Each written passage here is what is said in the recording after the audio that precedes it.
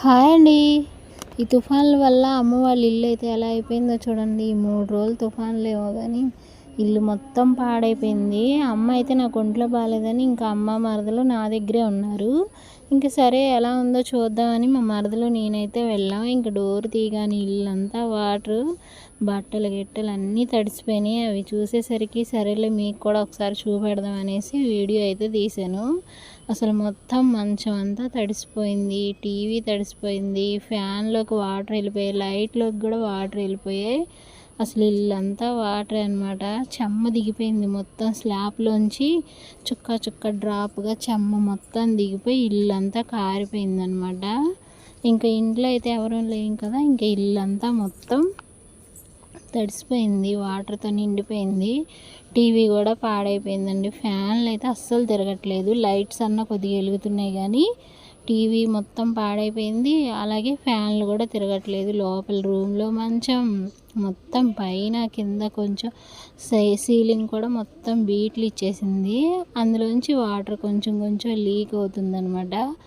Already మొన్న వరదలకి కొంచెం నాశనం అయిపోయింది. ఇంక ఇప్పుడు ఈ తుఫాన్ల వల్ల ఇంకా కొంచెం ఇదైపోయింది అనమాట. మొత్తం బీట్లు ఇచ్చేసింది. అసలు ఇల్లు చూడగానే ఇదనిపించేసింది. పెళ్లి ఫొటోస్ అన్నీ వరదలప్పుడు సగం పోయినాయి, మంచం అవన్నీ. ఇంక ఇప్పుడైతే మొత్తం ఉన్న పరుపులు కూడా అన్నీ తడిసిపోయినాయి అనమాట. ఫ్యాన్స్ అయితే అస్సలు తిరగట్లేదు. ఇంకా ఆ వాటర్ అంతా క్లీన్ చేస్తూ అయితే మా మరదలు అయితే పడిపోయింది అందులో. ఆమెకైతే నడుము నొప్పి బాగా పెయిన్ వచ్చేసింది అనమాట. కింద టైల్స్ రాళ్ళు ఆ వాటర్ వల్ల కొంచెం కనిపించక గబుక్కుమని జారి పడిపోయిందనమాట. ఇంకా అసలు ఆ ఇల్లు చూస్తుంటే అసలు ఎంత బాధ అనిపించేసిందో. అసలు మొత్తం పొక్కుపోయిందనమాట లోపలంతా. ఆ సీలింగ్ ప్లాస్టింగ్ అంతా పడిపోయేలా ఉంది. అలాగా ఇంకా భయం వేసింది ఇల్లు చూడగానే. ఇంకా తర్వాత అమ్మకైతే చెప్పాను అనమాట, ఇలా ఫోన్ చేసి ఇల్లంతా ఇలా ఉందమ్మా, మొత్తం సీలింగ్ నుంచి వాటర్ కారుతుంది అని అయితే చెప్పా. ఇంకా మా అమ్మ వచ్చింది తర్వాత. ఇంకా అమ్మ చూసి ఒకటే ఏడ్చేసింది. ఇంకెమ్మటే ఇల్లంతా ఏంటి ఇలా అయిపోయింది, మొత్తం పాడైపోయిందని. మంచం చూసారా ఎలా తడిసిపోయిందో, వాసన వచ్చేస్తుంది అసలు పరుపు. ఇంకా దుండెలు, దుప్పటి ఇవన్నీ తీసి పడేసిందనమాట మా మరదలు. ఇంకా అమ్మ అయితే ఒకటే బాధ. కరెంటు బోర్డులకు కూడా వాటర్ అయితే వెళ్ళిపోయినాయి బయట. అసలు మొత్తం తడిసిపోయింది. ఏది ముట్టుకుంటే ఎక్కడ ఏ షాక్ కొడుతుందా అని భయం వేస్తుంది.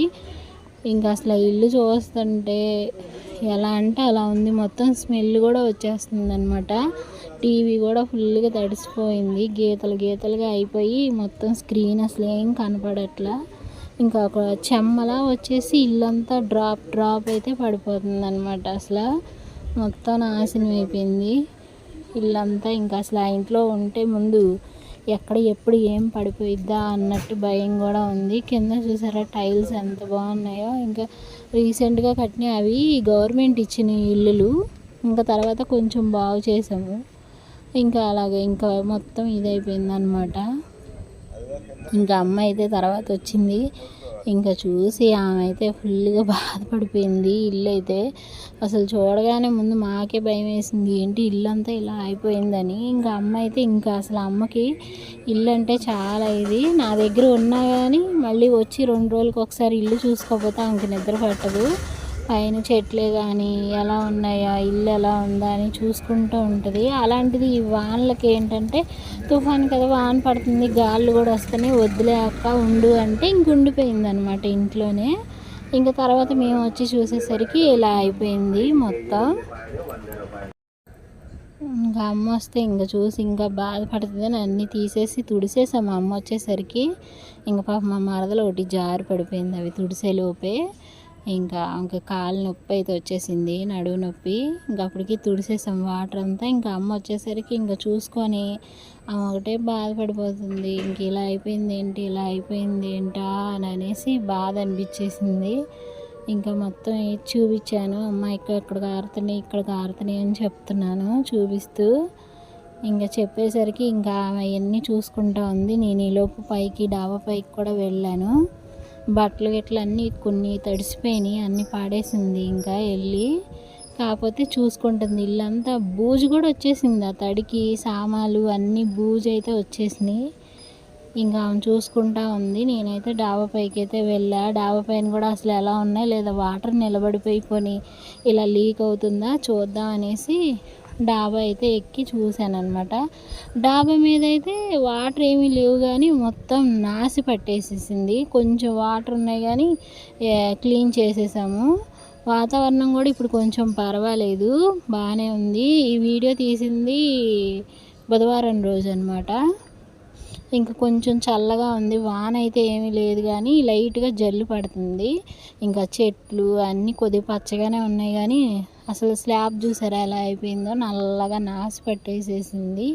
మొత్తం వాటర్ నిలబడిపోయి మొత్తం తీసాం, వాటర్ అంతా తీసేసి క్లీన్ చేసి చెత్త లేకుండా ఉన్నాం. చెట్లు అయితే ఈ వానకైతే పచ్చగా ఉన్నాయన్నమాట. దానిమ్మకాయ చెట్టు, నిమ్మకాయ చెట్టు, కాకరకాయ చెట్టు, శంఖం పువ్వులు, తర్వాత జాంకాయలు అనమాట. ఈసారి జాంకాయలు ఫుల్గా కాసినాయి. కాయలు అయితే ఇంకా అమ్మ అయితే ఇక్కడ లేదుగా, అందరూ కోసేసుకున్నారు. మేము తినింది తక్కువ, అందరు తినింది ఎక్కువ. ఫుల్గా కాసినాయి ఈ సంవత్సరం.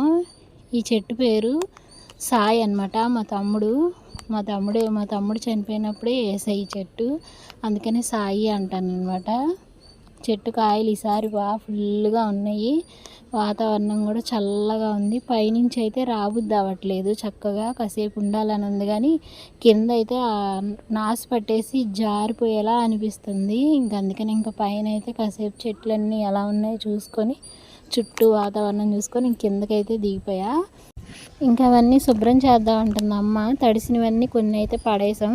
ఇంకేమైనా ఆరేయాలన్నా వాన పడుతుంది కదా, ఇంకా అందుకని అసలు వద్దు ఇంట్లో అని ఇంకా తలుపులు అయితే వేయించేసా. ఇంకా అమ్మని తీసుకొని ఇంకా మా ఇంటికి అయితే వచ్చేసా.